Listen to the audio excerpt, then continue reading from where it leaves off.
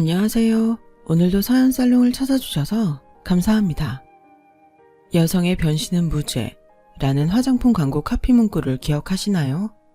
하지만 그 변신이 남의 돈을 갈취해 감행한 변신이라면 그건 엄연히 죄가 아닐까 생각해요. 이게 무슨 자다가 봉창 두드리는 소리냐고 하시겠지만 제 얘기를 들어보시면 제 말에 공감하실 거예요. 1년 전 파혼을 한 저는 얼마 전 취재차 법정 방청을 하러 법원에 가게 되었어요. 그리고 그곳에서 꿈에 볼까 두려운 두 인간과 재회하게 되었죠. 그중 한 사람은 하마터면 시어머니가 될 뻔했던 사람이고 다른 하나는 제 시누이가 될 뻔했던 사람이에요. 안 좋게 끝났던 사이인지라 두 사람의 얼굴을 본 순간 지난 날이 떠올라 우라가 치밀어 오르더군요. 저희 아빠는 남들 앞에 내놓기 부끄러운 직업을 가지고 계셨어요. 소위 말하는 돈장사, 사채업자였거든요. 아빠 직업 때문에 저는 학창시절에 반 아이들한테 놀림을 받아야 했어요. 자주 저희 집을 오가며 친하게 지냈던 친구가 저랑 싸우고는 홧김에 학교에 저희 아빠 직업을 소문냈거든요. 그 바람에 전교생이 다 알아버렸어요.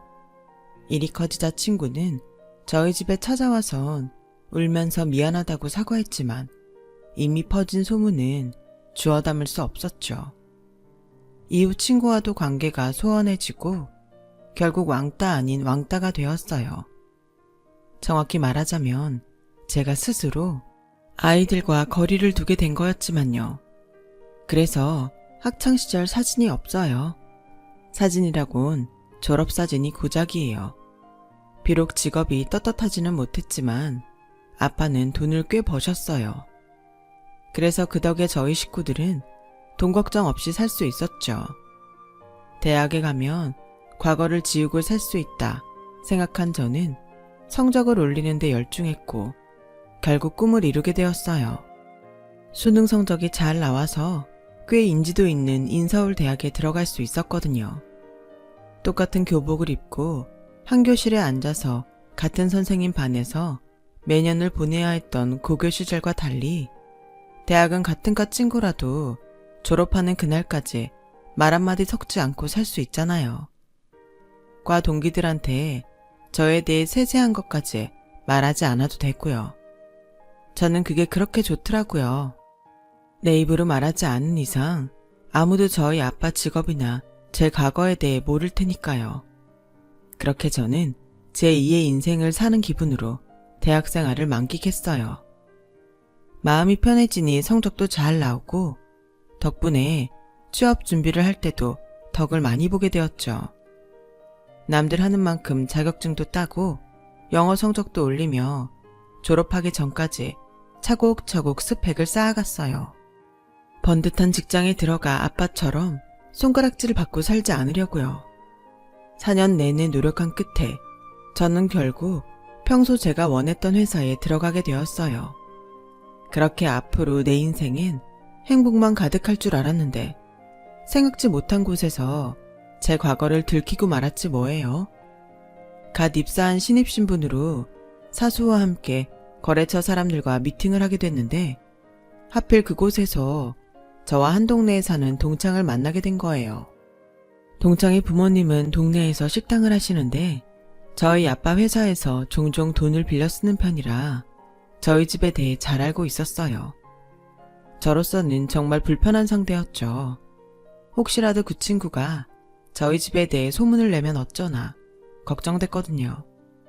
하지만 제 걱정과 달리 동창은 일 외적인 부분에 대해서는 함구해 주었고 일은 무사히 끝이 났어요. 따로 인사하진 않았지만 고맙더군요. 그런데 프로젝트가 끝나고 일주일쯤 지났을까요? 저희 부서 사람들이 저를 대하는 게 조금 달라진 거예요. 약간 거리를 두는 느낌이었죠. 그러던 어느 날 제 사수가 둘이 따로 점심을 먹자고 하더라고요. 그래서 생각 없이 따라 나섰는데 자기 아버지 사채업자라며. 말로만 들었지 내 주변에 그런 일 하는 사람은 처음이네. 그럼 뒤에 조폭도 끼고 하는 거야? 학창시절에 아무도 못 건드렸겠다. 여차하면 떡대들이 찾아올 텐데 겁나서 누가 자기한테 까불었겠어? 사수는 장난처럼 한 말이겠지만 저한텐 한마디 한마디가 비수처럼 가슴에 꽂혔어요.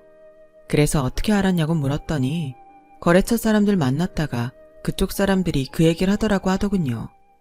솔직히 화도 나고 억울했어요. 저희 아빠가 사채업을 하는 건 맞지만 영화나 드라마에 나오는 것처럼 조폭을 데리고 다니면서 협박하고 그러지 않거든요. 그랬다면 그 동창네 부모님이 저희 아빠 회사를 자주 이용했겠어요? 그런데 자기네가 사채 쓰는 얘기는 쏙 빼고 저희 아빠만 악덕 고리대금 업자처럼 소문을 내다니 너무하잖아요. 그래서 사수한테 억울함을 토로했더니 헛웃음을 치며 그러더라고요. 그래도 이자는 많이 받을 거 아냐? 돈 많이 버는데 뭘 그렇게 억울해해. 억울하면 그런 일 안 하면 되잖아. 남의 일이라고 정말 쉽게 말하더군요. 그날 이후 사수는 대놓고 저를 까기 시작했어요. 서민 등쳐먹는 사채업자 딸 주제에 피해자 코스프레가 쩐다는 둥 누가 들어도 자극적인 말들로 저를 상종 못할 인간으로 만들었어요. 직장에서 받는 차별과 왕따는 정말 안 당해본 사람들은 몰라요. 학교에선 그래도 선생님들이 나서서 개입이라도 해주죠. 회사는 그런 것도 없더라고요. 직장윤리위원회에 투서를 했지만 저를 제외한 나머지 직원들이 입을 맞추니 저 하나 병신되는 건 시간 문제였어요. 결국 저는 사람들의 조롱을 받다가 1년도 못 채우고 회사를 나왔어요. 너무 억울하고 분해서 주먹으로 내 가슴을 치곤 했더니 목 아래쪽 가슴 부위에 시커먼 멍이 들었더라고요. 이렇게 살다가 내가 먼저 죽겠다 싶어 상담을 받기 시작했고 다행히 저와 잘 맞는 선생님을 만나 마음의 병이 차도를 보이기 시작했어요. 하지만 사람을 대할 때 전처럼 마음을 쉽게 열지는 못하겠더라고요. 상대가 다가오면 지레 겁을 집어먹곤 뒷걸음질 치게 됐거든요. 한때는 집안의 자랑으로 여겨지던 제가 입사한 지 1년도 안 돼 회사도 그만두고 방구석에 틀어박혀 있자 엄마가 걱정을 많이 하셨어요. 그래서 회사에서 있었던 일을 말씀드렸더니 아무 말도 못하시곤 제 어깨를 토닥여 주시더라고요. 그리고 얼마 뒤 저희 아빠는 회사를 접으셨어요. 단골 고객도 많고 수입도 좋았기 때문에 사람들은 의아해했죠. 말은 안 했지만 아마도 엄마한테 제 얘기를 들으시곤 그런 결정을 내리신 것 같았어요. 회사를 접은 아빠는 살던 집을 팔고 다른 동네로 이사를 하자고 했어요. 말로는 나이가 들어 그런가 주택보단 아파트가 편하겠다고 핑계를 대셨지만 제가 속뜻을 모르겠어요. 아빠 직업을 아는 사람들이 없는 동네로 가고 싶으셨던 거죠. 그렇게 우리 가족은 제가 나고 자란 동네를 떠나 마포로 이사를 했어요. 그리곤 프랜차이즈 빵집을 열었어요. 1층엔 빵을 팔고 2층은 카페처럼 운영하는 곳이라 한동안 저도 거기서 아르바이트를 했어요. 그러다 대학 동기의 권유로 취재 작가 생활을 하게 되었죠. 회사에 들어간 건 아니고 대행 업체에 연결된 프리랜서 작가로요. 주로 대학이나 기업 브로셔 작업을 맡아 했는데 때에 따라서는 사회 전반 직종군에 인터뷰를 하기도 했어요. 얘랑을 만나게 된 것도 일적으로 인터뷰를 하면서였어요. 얘랑은 미디어 관련 벤처기업을 하는 젊은 CEO로 공개된 자산만 수백억에 달하는 사람이었어요. 학비를 못 내서 대학을 중퇴하고 일찌감치 생업에 뛰어들어야 했을 정도로 집안 사정이 어려웠던 흑수저 출신이었죠. 한마디로 자수성가형 부자였어요. 인터뷰어와 인터뷰이로 처음 만난 자리에서 얘랑이 그러더군요. 제가 어릴 때부터 돈에 굶주리고 살아서 그런가 빈티가 나요. 한 끼에 10,000원이 넘으면 아직도 손이 덜덜 떨린다니까요. 통장에 그 많은 돈이 들어있는데도 물건 고를 때마다 여전히 가격표부터 살피니 말 다 했죠. 안 그런 척 하면서도 솔직히 늘 머릿속으로 가격 계산을 해요. 그때였어요. 얘랑의 휴대폰으로 카드 결제 문자가 왔어요. 그러자 얘랑은 문자를 보곤 한숨을 푹 쉬며 그러더군요. 아, 미치겠네. 엄마는 무슨 화장품을 70만 원이 넘게 사냐? 제가 진짜 궁금해서 그러는데요. 여자들은 다 이렇게 비싼 화장품을 쓰나요? 엄마랑 여동생이 툭 하면 제 카드로 화장품을 사는데 가격이 보통 50만 원이 넘어요. 정말 이해가 안 된다니까요. 지영씨라고 그랬죠? 지영씨도 화장품 사는데 이 정도 써요? 궁금해서 그래요. 기능성 화장품을 세트로 사셨나 보네요. 사람에 따라 다른 거니까 뭐라고 하긴 그렇고 저는 기본 화장만 하는 편이라 화장품 값은 별로 안 드는 편이에요. 돈 많이 버는데 효도한다 생각하세요. 딱히 해줄 말이 없어서 얼버무렸더니 얘랑이 빤히 보며 그러더군요. 예쁘게 포장해서 말했지만 한마디로 저희 엄마랑 여동생이 비정상적인 지출을 한다는 얘기네요. 그죠? 저 눈치 빨라요. 그동안 돈 못 쓴 한풀이를 하는 건지 모녀가 아주 돈 무서운 줄 몰라요. 고기도 먹어본 놈이 먹는다고 평생 돈을 마음껏 못 써보고 살아서 그런가 저희 식구들이 돈 쓸 줄을 모르거든요. 이런 거 가르쳐주는 학원도 없고 푸념을 하는 것 같으면서도 가족에 대한 안쓰러움이 가득한 얘랑을 보니 인간적이란 생각이 들었어요. 그날 인터뷰 역시 가식 없이 진솔한 대화를 담을 수 있었죠. 얘랑 인터뷰를 마치고 나니 7시가 넘었더라고요. 안 그래도 인터뷰 중에 자꾸 배에서 꼬르륵 소리가 나서 얼마나 창피했나 몰라요. 그런데 얘랑이 그 소리를 들었는지 저녁을 사주겠다고 하지 뭐예요. 그래서 거절을 하고 나오려는데 그럼 저 혼자 저녁 먹어야 돼요. 지영씨가 인터뷰 늦게 끝내주는 바람에 이렇게 됐는데 책임져야죠. 내가 단골로 가는 식당이 있는데 여기서 가깝거든요. 같이 가서 저녁 식사해요. 약간의 미안함도 있어서 할 수 없이 얘랑을 따라 나섰어요. 도착한 곳은 김치찌개 단품만 파는 식당이었어요. 식당 안은 늦은 저녁을 먹는 사람들로 가득했어요. 회사원부터 대학생, 공사장 인부에 교복 입은 학생들까지 다양한 계층 사람들이 삼삼오오 앉아 김치찌개를 먹고 있더군요. 얘랑과 함께 식당 안으로 들어가자 식당 사장님이 반겨주셨어요. 알고 보니 얘랑은 그 식당에 드나든 지 10년도 넘은 단골이더라고요. 앉자마자 주문도 안 받곤 바로 밑반찬과 넓은 그릇에 고봉밥부터 내주었어요. 얘랑은 찌개도 안 나왔는데 밑반찬에 밥을 반 공기나 먹어치웠죠. 전요, 열심히 일하고 이렇게 하얀 쌀밥에 밥 먹을 때가 제일 행복해요. 오늘도 내가 밥값을 했구나 싶어서요. 체면 차리지 말고 마음껏 드세요. 여긴 배 터지게 먹어도 둘이서 2만 원이 안 나오거든요. 밥 한 그릇에 세상 다 얻은 사람처럼 행복해하는 남자를 보니 저도 왠지 기분이 좋았어요. 그동안 사람들과 거리를 두고 내 안에 갇혀 지내다가 모처럼 외출해 시원한 바닷바람을 맞는 기분이었죠. 이 사람이랑 있으면 감출 것 없이 있는 그대로의 내 모습을 드러낼 수 있을 것 같았어요. 사람한테 받은 상처는 사람을 통해 치유한다고 얘랑이 제게 그런 사람 같다는 생각을 하게 됐죠. 그래서 그날 이후 굳이 그러지 않아도 되는데도 브로셔가 나왔으니 직접 만나서 전해주겠다는 핑계를 앞세워 만남을 이어갔어요. 이후에도 종종 만나 밥도 먹고 치맥을 하면서 친구와 애인 중간쯤 되는 거리로 데이트를 하게 되었죠. 얘랑은 늘 바쁜 사람이었지만 저와 만날 시간은 반드시 만들었어요. 그렇게 시작된 우리 관계는 1년이 지난 뒤 연인 관계로 발전하게 됐어요.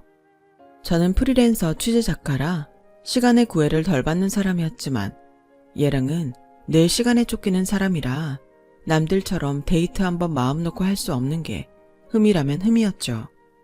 시간이 지날수록 데이트 시간 때문에 불만이 쌓여가자 하루는 얘랑이 제게 투덜거리며 그러더군요. 아무리 생각해도 우리가 이렇게 만나는 건 비능률적인 것 같아. 이제 우리 그만 만나자. 순간 심장이 철렁 내려앉는 것 같았어요. 약속 시간 잡기 힘들다고 몇 번 짜증을 내긴 했지만 그렇다고 이렇게 막무가내로 헤어지자는 말을 할 줄은 몰랐거든요. 너무 자존심이 상해서 담담한 척 연기하려고 안간힘을 썼어요. 그래, 나도 이런 관계 지속하는 거 이제 진절머리가 나. 자기 못 봐서 안 달란 사람처럼 언제 보냐고 닭달 문자나 하고 있고 5분 대기조처럼 꽃받침만 하고 자기만 기다리는 거 정말 싫다고. 내가 먼저 말하려고 했는데 기왕 이렇게 됐으니 할 수 없네. 우리 이제 그만하자. 더는 시간 낭비, 돈 낭비 그만하고 끝내자고. 자기도 나랑 같은 생각을 했구나. 다행이다. 그러니까 우리 연애는 그만하고 그냥 결혼하자. 얼굴 잠깐 보고 헤어지는 거 감질나서 더는 못하겠어. 자기도 그런 거지? 아, 이래서 한국말은 끝까지 들어봐야 된다고 하나 봐요. 헤어지자는 소린 줄 알았는데 이게 청혼일 줄 누가 알았겠냐고요. 3분도 안 되는 그 짧은 시간 동안에 천국과 지옥을 오간 기분이었어요. 다행히 얘랑은 제가 오해한 사실을 눈치 못 챈 것 같아서 그나마 다행이다 싶었어요. 그렇게 우리는 결혼을 결심했고 시간이 없는 얘랑을 생각해 불필요한 가정은 생략하기로 했어요. 그래도 양가 어른들께 인사는 드려야 했기에 주말에 예비 시댁에 갔죠. 가족은 홀어머니와 여동생 뿐이니까 걱정 말라고 하더군요. 하여간 남자들은 뭘 모른다니까요. 시어머니의 시집 안 간 시누이까지 있으면서 뭘 걱정 말라는 건지 몰라도 너무 모르더라고요. 게다가 안 그래도 어려운 첫 대면인데 회사에 급한 일이 생겼다며 저만 두고 회사로 가버리지 뭐예요. 안 그래도 저를 어떻게 유래해 먹을까 궁리 중이던 두 여자는 얘랑이 자리를 비켜주자 대놓고 반기더라고요. 시간이 금보다 비싼 애를 붙잡아둘 수는 없지. 원래 결혼 준비는 여자들 목 아니겠니? 너도 알다시피 우리의 만한 남편감이 세상에 또 어딨겠니? 돈 잘 벌어오지 집 비우는 시간 많지. 하루 세끼 챙겨 먹일 필요도 없으니 여자 입장에선 완전 거저먹기 아니니? 나도 그런 남자 있으면 당장이라도 시집가고 싶다 얘. 넌 전생에 나라라도 구했나 보다. 그러지 않고서야 어떻게 우리 애 같은 남자를 만나니? 복도 많다 정말. 그래서 말인데 이런 결혼하면서 너도 어느 정도 성의는 보여야 하는 거 아니겠니? 그렇다고 촌스럽게 열쇠 개수로 혼수 따지고 그러기는 싫다. 혼수야 원래 니들이 쓰려고 준비하는 살림살이 아니니. 종훈이 사는 집에 이미 가전제품이며 가구까지 다 돼 있는데 굳이 살 필요가 있나 싶기도 하다만 그래도 뭐 니들이 쓸 거니 알아서 해라. 니 마음대로 고르면 그만인데 내가 감나라 배나라 할 거 없다는 얘기다. 안 그러니? 인상만 봐서는 꽤 깐깐한 시어머니 같았는데 의외로 쿨한 것 같았어요. 대신 예단은 내가 원하는 대로 해줬으면 좋겠다. 그 말에 드디어 올 것이 왔구나 싶더라고요. 설마 에르메스 백이나 다이아 반지, 모피코트 같은 걸 원하는 게 아닐까 지레 겁을 먹고 있었죠. 그런데 그 말이 떨어지기가 무섭게 신우의 얼굴에 화색이 돌더라고요. 엄마, 기왕 하는 김에 코도 하고 싶어. 콧대랑 코끝도 해줘. 눈만 하면 티도 안 난다니까. 상황 봐서 양악도 할 수 있으면 그것도 하고 싶은데 해도 되지? 도대체 뭔 소리를 하나 싶었어요. 예단 얘기를 하다가 뜬금없이 성형수술 얘기를 꺼내다니 도통 모르겠더군요. 알았어, 좀 기다려 기집애야. 이른감이 없진 않지만 말 나온 김에 까놓고 얘기하마. 우린 결혼식 때 부를 친척도 별로 없고 식구라고 해야 이게 다다. 예단이라고 따로 할 것도 없지 뭐. 그냥 구색 갖추는 수준으로 하자꾸나. 내 아들 양복이랑 구두, 내 한복이랑 얘 정장 한 벌. 혹시 모르니까 친척들을 이불 10채 정도면 될 거다. 이불도 비싼 거 할 거 없어. 남대문 시장 가면 한 채에 2, 3만 원 하는 거 널렸어. 그거면 돼. 생각보다 소박한 예단 규모에 괜히 겁을 먹었다는 생각을 했어요. 그런데 이거 다 해봐야 돈 1,000이면 뒤집어 쓰고도 남을 거다. 그래서 말인데 예단 적게 하는 대신 한 가지 더 해줬으면 좋겠다. 우리 애 성형수술 좀 해다오. 얘가 하필 지 아빠 닮아서 눈도 작고 콧대도 좀 낮지 뭐니? 지 오빠 나 닮아서 인물 하나 어디서 안 빠지는데 말이다. 딴 건 몰라도 눈이랑 코는 꼭 해야 돼. 그렇다고 너 시간 뺏어가며 성형외과 쇼핑하자는 거 아니다. 이미 병원 물색해서 견적까지 다 뽑아놨으니까 넌 신경 쓸 거 없다. 그냥 수술비 계산만 하면 돼. 얼마나 편하니? 너 번거로울까봐 밥까지 떠서 입에 넣어주는 격인데 안 그래? 넌 결혼 잘하는 줄이나 알아. 그 소리를 듣자 기가 막히고 코가 막혀서 말도 안 나오고 헛웃음이 났어요. 그러니까 지금 저한테 예단으로 신우이 성형수술을 해주란 거네요. 그래, 뭘 같은 얘기를 두 번 하게 만드니? 어차피 예단비 쓸 거 우리가 원하는 걸로 해달라는데 뭐 문제 있니? 아니, 그래도 이건 좀 아닌 것 같아요. 왜 아가씨 성형수술을 저희 집에서 해줘야 하는 거죠? 뭔가 착각하시는 모양인데요. 저 결혼 구걸하러 온 거 아니에요. 물론 종훈 씨가 돈 잘 버는 사업가라서 저희 집이 기운다 생각하고 이러시는 모양인데요. 저희 집도 살 만큼 살아요. 저도 배울 만큼 배웠고요. 이렇게 저 자세로 고개 숙여가면서 결혼 구걸할 입장 아니라고요. 그랬더니 얘랑 여동생이 달려들더군요. 사채업자 딸이라 겁이 없긴 하네. 엄마, 내가 뭐랬어. 돈놀이하는 집은 격떨어져서 안 된다고 했잖아. 여차하면 우리 집에 조폭 풀지 누가 알겠어? 진짜 짜증난다니까. 그리고야 언니, 솔직히 언니 집에 돈이 많겠어요? 우리 집에 많겠어요?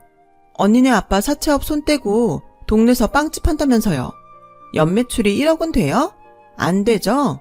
우리 오빠 회사는 앞으로 돈 쓸어 담을 일만 남았는데 비교가 되겠냐고요.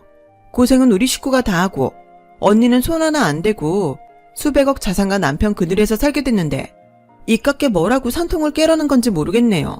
정신 차려요. 솔직히 언니 아니래도 우리 오빠 정도면 결혼해달라는 여자가 한 트럭도 넘으니까. 앞으로 평생 사모님 소리 들으면서 떵떵거리고 살 텐데 신우이 성형수술비 내주기 싫어서 이 난리예요. 지나가던 개가 웃겠네. 우리가 뭐 돈이 없어서 언니한테 수술비 내라고 하는 줄 알아요? 다 언니 성의를 보려고 그런 거라고요. 뭘 알지도 못하면서 큰 소리야. 그래, 그건 우리의 말이 맞다. 솔직히 너 내 아들이랑 결혼해서 신분 세탁하려는 거 아니니?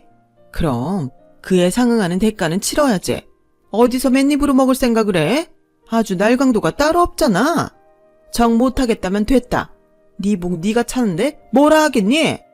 하지만 이거 하나는 똑똑히 알아둬라. 나중에 받아달라고 울고불고 해도 우린 너 안 받아준다.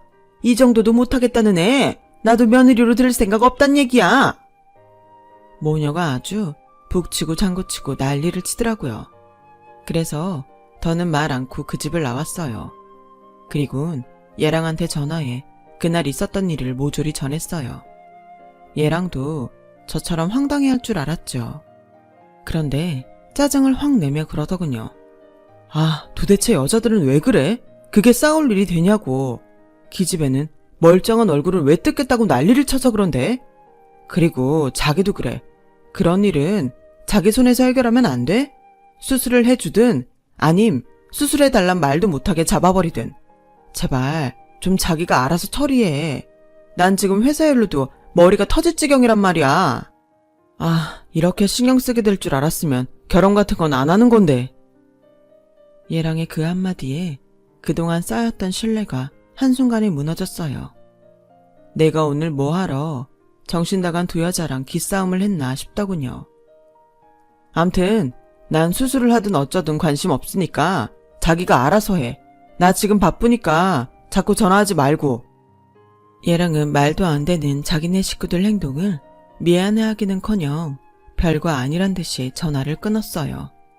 아니, 바쁘면 자기만 바쁘대요? 내가 누구 때문에 이 난리를 치고 있는데 저한테 이러는 거래요?